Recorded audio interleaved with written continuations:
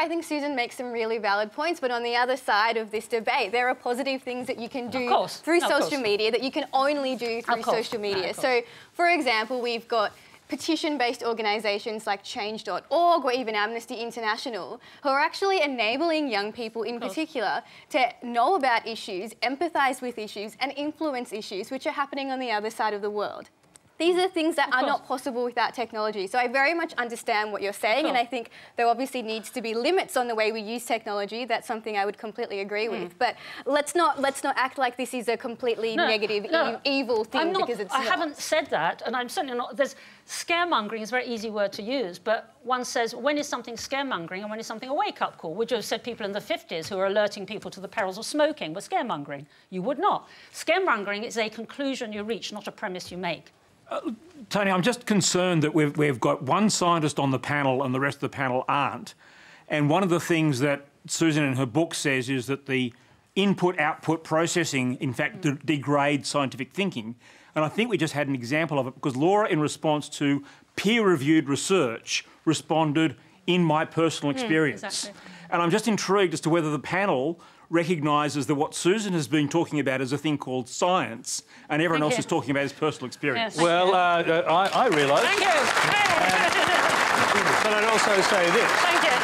That the scientists, there are plenty of scientists who disagree with you, as you know. Well, no. In Britain, yes, well, no, that's true, because I've read several of them at least. And the other thing they say is that you don't do your own peer-reviewed research, you review other people's work. Well, let me just deal with that, because I think this is a misconception. When you say there's plenty of scientists, there's one or two journalists, an extreme, but on the whole, as the gentleman there said, a peer-reviewed paper is a peer-reviewed paper, irrespective of who has done it, right? Its validity stands and falls by its merits of its content, not by the authorship. In my case, when I talk about mind change, it's such an umbrella issue. It embraces disciplines ranging from molecular biology through to sociology, and no single scientist ever would do that whole range of things, yeah? So it's a rather strange sidetracking to try and chop someone off at the knees when really we should be exploring and talking about the papers and the science. Who's done them is irrelevant, yeah?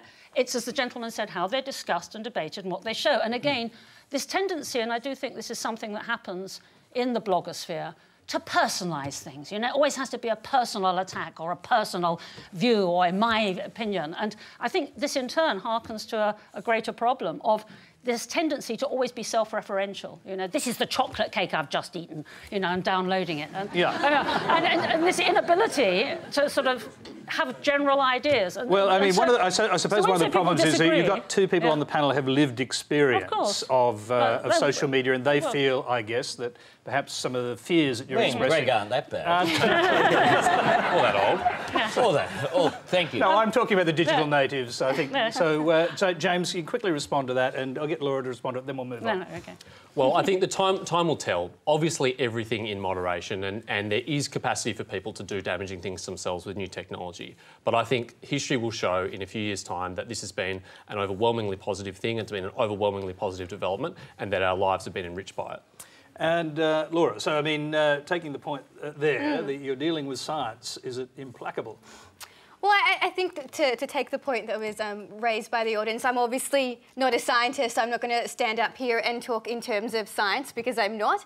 I think the points that Susan have raised are really valid, and perhaps what we need to see is an education system that is also adapting to these newer technologies. Yep. So that's something that has come up in my consultations with young people saying, well, let's integrate the technology into our school system so that we're learning how to use it appropriately, and perhaps some of these fears that you mentioned might not eventuate. Thank you. All I'm saying, when you say people disagree with me, what baffles me is what hypothesis they're disagreeing with, because all I'm saying is we need to look at the science, we need to have these kind of debates, which is, look how animated and, you know, controversial it is. That's a healthy society, and that's what we want, and how can anyone disagree with that?